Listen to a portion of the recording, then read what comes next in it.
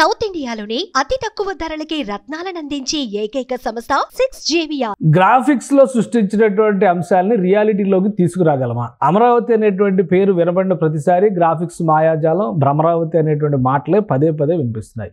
ఎందుకంటే ఏ బిల్డింగ్ అయినా కానీ ముందు నమూనా వేయకుండా, అంటే గ్రాఫిక్ డిజైన్ వేయకుండా రియాలిటీలోకి తీసుకురావడం అనేది అసాధ్యం. 1000 అడుగుల ఫ్లాట్ కూడా ఈరోజు మనం గ్రాఫిక్స్లోనే చూస్తున్నాం. కానీ అమరావతి విషయంలో మాత్రం ఈ విష ప్రచారం చాలా ఎక్కువగా జరుగుతున్నటువంటి పరిస్థితి ఉంది.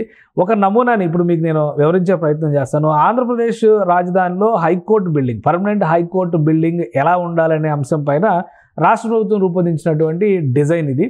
అంటే ఇప్పుడు ఐకానిక్ బిల్డింగ్స్ అని చెప్పని నీళ్ల మధ్య జల సమాధి అయ్యి 5 సంవత్సరాల పాటు ఏ బిల్డింగ్స్ అయితే ఉన్నాయో ఆ బిల్డింగ్స్ సంబంధించినటువంటి నమూనా ఇది. ఇందులో హైకోర్టు బిల్డింగ్ స్పెషల్ ప్రజెంటేషన్. ఇది హైకోర్టు బిల్డింగ్ ఈ విధంగా ఉంటుంది.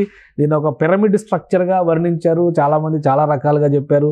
ఇది బొమ్మల్లో చూస్తానికి బాగుంది కానీ రియాలిటీలో సాధ్యమయ్యేటువంటి అంశం కాదు అని పదే పదే ఖండిస్తున్నటువంటి పరిస్థితి. పైగా గ్రీన్ అండ్ బ్లూ టెక్నాలజీ పేరుతో ఆంధ్రప్రదేశ్ ప్రభుత్వం గ్రీన్ బ్లూ సిటీగా, గ్రీన్ బ్లూ క్యాపిటల్గా, ప్రపంచంలోనే ఆదర్శంగా ఉండే నగరంగా అమరావతిని నిర్మిస్తామని పదే పదే చెప్తుంది. బయట నుంచి అంటే ఎక్స్టీరియర్స్ చూస్తే ఎవరికైనా ఓకే ఇది రియాలిటీలో రావచ్చు, కానీ ఇంటీరియర్స్లో కూడా కొన్ని భ్రమలు చూపించేటువంటి ప్రయత్నం ఏపీ ప్రభుత్వం చేసింది కాబట్టి అవి రియాలిటీలో వస్తాయి. అగో చూడండి, లోపల ఉన్నటువంటి కారిడార్లు ఏ విధంగా ఉండొచ్చు. అలానే లైట్ వెంటిలేషన్, అంటే డే లైట్ వెంటిలేషన్, ఎక్కువగా విద్యుత్ శక్తిని ఉపయోగించకుండా వెంటిలేషన్ ఉండే విధంగా చేసినటువంటి డిజైన్ ఇది.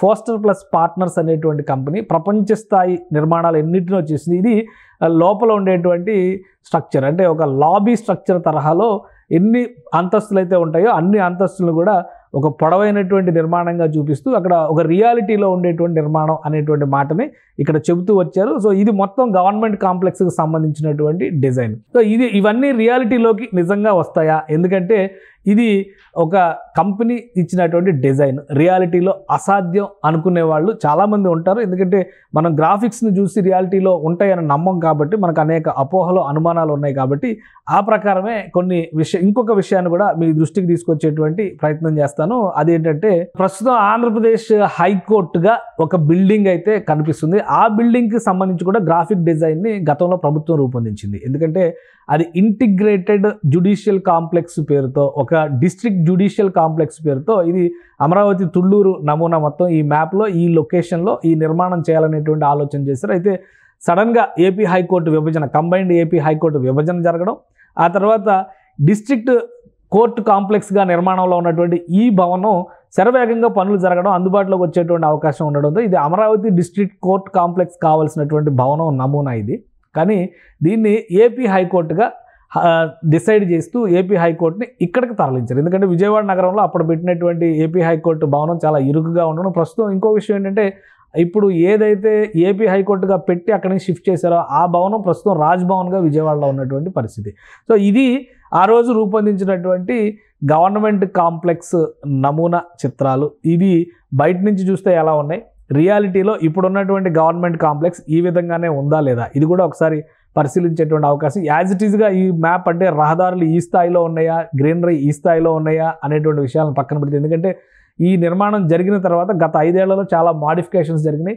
ఈ ఒరిజినల్ నిర్మాణాన్ని పక్కన పెట్టి పక్కనే ఉన్నటువంటి భూముల్ని కేటాయించడం ద్వారా ఇతర అవసరాల కోసం ఎనెక్సర్ బిల్డింగ్స్ని కానీ మరికొన్ని టెంపరీ స్ట్రక్చర్స్ని కానీ ఈ ప్రదేశంలో నిర్మాణం చేశారు. కానీ వాస్తవానికి ఇది జ్యుడిషియల్ కాంప్లెక్స్గా మనం డిసైడ్ చేస్తే ఈ జ్యుడిషియల్ కాంప్లెక్స్ యథావిధిగా నిర్మాణం అయిందో లేదో ఒకసారి పరిశీలిద్దాం. ఇది అమరావతిలో హైకోర్టు బిల్డింగ్గా ఉన్నటువంటి ప్రాంగణం. ఇది ఎనెక్సర్ బిల్డింగ్. ఈ గత 5 ఏళ్ళు అంటే గత ప్రభుత్వ టైంలో కట్టినటువంటిది. అంతకు ముందర డిజైన్ చేసినటువంటి బిల్డింగ్ ఇది. అంటే ఇందాక మనం చూసినటువంటి గ్రాఫిక్స్కి దీనికి పోలిక కానీ సారూప్యత కానీ ఉందా లేదా, ఇది అందరిలో ఉండేటువంటి ప్రశ్నలకు సమాధానం చెప్పాల్సినటువంటి పరిస్థితి.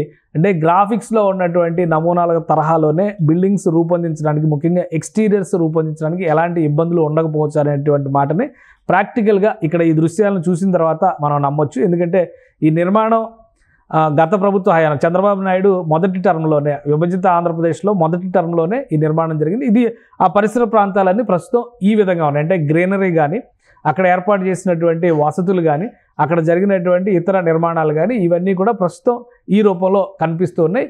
ఇది ఒక నమూనాగా మనం తీసుకుంటే, అంటే ఎక్స్టీరియర్ బిల్డింగ్స్ని యాజ్ ఇట్ ఈజ్గా మనం రియాలిటీలోకి తీసుకురావచ్చు అని కనుక నమ్మితే మరి ఇంటీరియర్స్ పరిస్థితి ఏంటి? దీనికి కూడా ఒక సమాధానాన్ని కనుక్కునేటువంటి ప్రయత్నం చేద్దాం. ఎందుకంటే లాస్ట్ టైం గ్రాఫిక్స్లో ఇది రియల్ బిల్డింగ్, కానీ గ్రాఫిక్స్ బిల్డింగ్లో ఇంటీరియర్స్ ఏ విధంగా చూపించారు, ఈ బిల్డింగ్ లోపల ఇంటీరియర్స్ ఏ విధంగా ఉన్నాయి ఒకసారి పరిశీలించేటువంటి ప్రయత్నం చేద్దాం. ప్రస్తుతం అమరావతిలో హైకోర్టు బిల్డింగ్ గా ఉన్నటువంటి ఈ district judicial complex building exterior graphics అయితే దాదాపుగా మనం ఇందాక రియాలిటీలో చూసాం. ఆ దృశ్యాన్ని రియాలిటీలో ఉన్నటువంటి దృశ్యాలే దాదాపుగా ఇది రెప్లికా అయినట్టుగా కూడా మనం పరిగణించవచ్చు. గేట్స్తో సహా ఈవెన్ జెండాతో సహా అదే తరహాలో డిజైన్ చేశారు.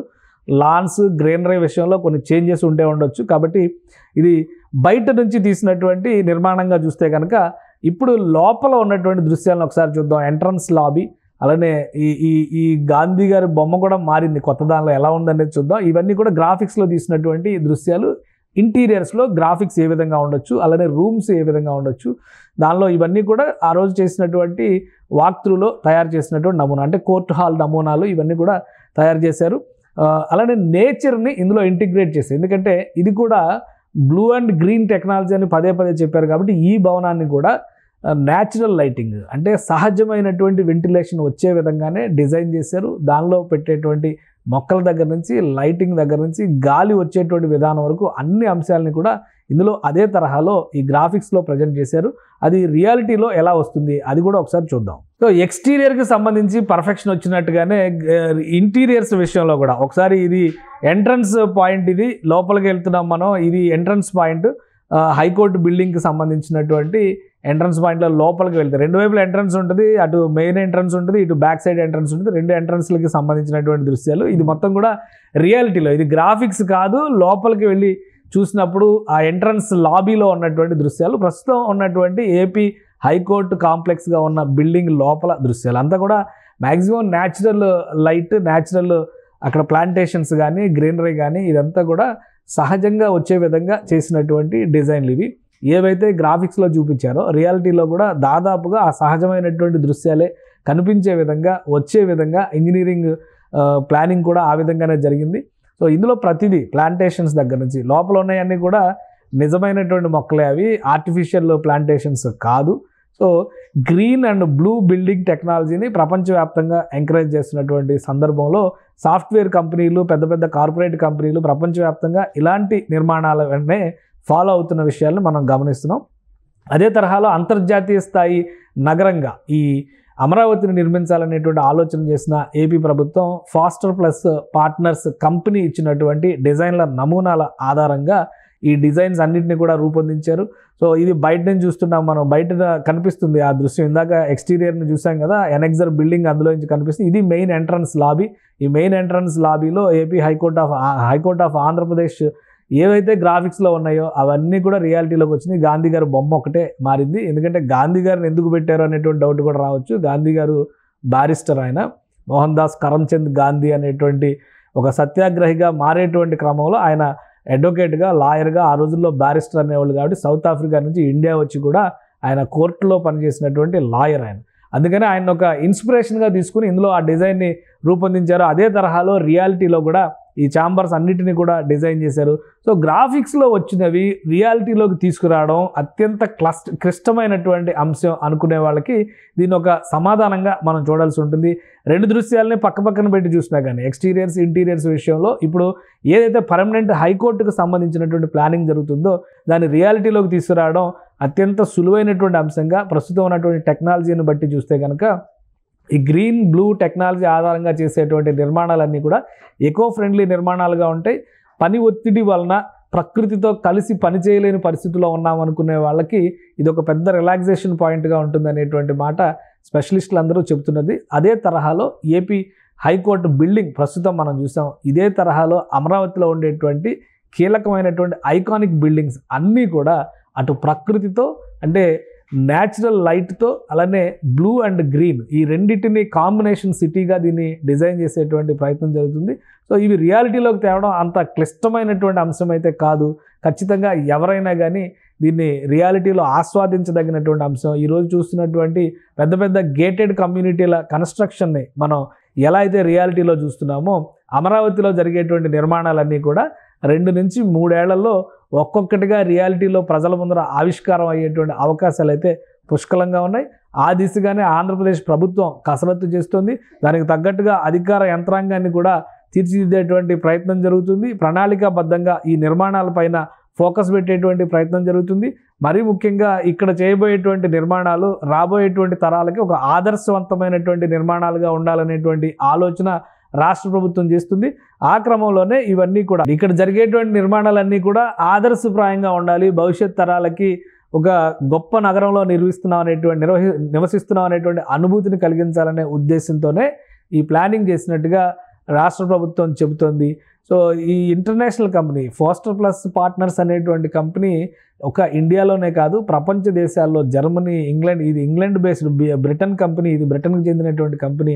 అనేక దేశాల్లో రాజధానులు, ఐకానిక్ బిల్డింగ్స్, అత్యంత కీలకమైనటువంటి సమావేశ మందిరాల నుంచి కూడా అతిపెద్ద నిర్మాణాలను చేసినటువంటి ఎక్స్పీరియన్స్ ఈ సంస్థకు ఉంది. అందుకనే ఆ సంస్థ ఇచ్చినటువంటి మాస్టర్ ప్లాన్ని యాజ్ ఇట్ ఈజ్గా ఇప్పుడు కూడా ఫాలో అవ్వాలనేటువంటి నిర్ణయానికి ఆంధ్రప్రదేశ్ ప్రభుత్వం వచ్చేసింది.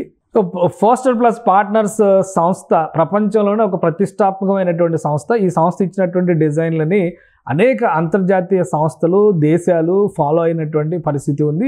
దీన్ని ఆదర్శంగా తీసుకునే మాస్టర్ ప్లాన్లో ఎటువంటి డీవియేషన్స్ లేకుండా మరొకసారి ఈ ఐకానిక్ స్ట్రక్చర్స్ అన్నిటినీ కూడా ముందుకు తీసుకెళ్లాలనేటువంటి ఆలోచనతో ఆంధ్రప్రదేశ్ ప్రభుత్వం ముందుకు వెళ్తుంది. అలానే ఇప్పుడు డీవాటరింగ్ కంప్లీట్ అయిన తర్వాత పర్మనెంట్ హైకోర్టు బిల్డింగ్కి సంబంధించి కూడా వాటర్ మొత్తం కూడా రిమూవల్ అయిపోయింది కాబట్టి అక్కడ నిర్మాణ ప్రక్రియకి సంబంధించి కొంత బడ్జెట్ ఎస్టిమేట్స్ రివైజ్ చేయాల్సిన పరిస్థితి ఉంది. ఎందుకంటే గత 5 ఏళ్లుగా ఆగిపోయినటువంటి పనులు, ఈ 5 ఏళ్లలో పెరిగినటువంటి రేట్లు, వీటన్నిటి ప్రభావం దానిపైన పడుతుంది. హైకోర్టు బిల్డింగు, సెక్రటేరియట్ బిల్డింగు, అది ఐకానిక్గా ఉండేటువంటి బిల్డింగ్స్, ఇవి 2 అవుతాయి. అలానే ఐకానిక్ బిల్డింగ్స్గా చెప్తున్నటువంటి జిఏడి టవర్స్, వీటన్నిటి హెచ్ఓడి టవర్స్, వీటన్నిటి పనుల్ని కూడా ఒక్కొక్క దానిలో ఒక్కొక్క స్పెషాలిటీ ఉంది. కన్స్ట్రక్షన్లోనే ప్రత్యేకమైనటువంటి డిజైన్లని అనుసరించారు. అదేవిధంగా న్యాచురల్ లైట్ని నేచర్కి దగ్గరగా ఉండే విధంగా ఈ డిజైన్స్ని రూపొందించారు. ఎకో ఫ్రెండ్లీ డిజైన్స్గా దీన్ని చెప్తున్నారు. ఈ డిజైన్లో ఉండే ప్రత్యేకతలు ఏంటో కూడా తెలుసుకునేటువంటి ప్రయత్నం చేద్దాం. ముందుగా అయితే హైకోర్టుకు సంబంధించి డిస్ట్రిక్ట్ జ్యుడిషియల్ కాంప్లెక్స్ నమూనా ఏదైతే వాక్తులు చూపించారో అదే దాన్ని రియాలిటీలో దాదాపు 90% తీసుకురాగలిగినటువంటి ఇంజనీర్ల నైపుణ్యాన్ని, ప్రభుత్వం చేసినటువంటి మానిటరింగ్ వ్యవస్థల సమర్థతను కూడా ఇక్కడ గుర్తించాల్సినటువంటి అవసరం ఉంటుంది. ఇదే రీతిలో అమరావతిలో మరిన్ని రాబోయేటువంటి ఐకానిక్ బిల్డింగ్స్ అన్నీ కూడా పూర్తవుతాయి. రాబోయేటువంటి రోజుల్లో అమరావతి దేశానికి ఒక తలమానికమైన నగరంగా నిలుస్తుందని చెప్పని ఆశిద్దాం. సుమన్ టీవీలో మీ పర్సనల్ అండ్ బిజినెస్ ప్రమోషన్స్ కోసం కింది నెంబర్కి కాంటాక్ట్ చేయండి.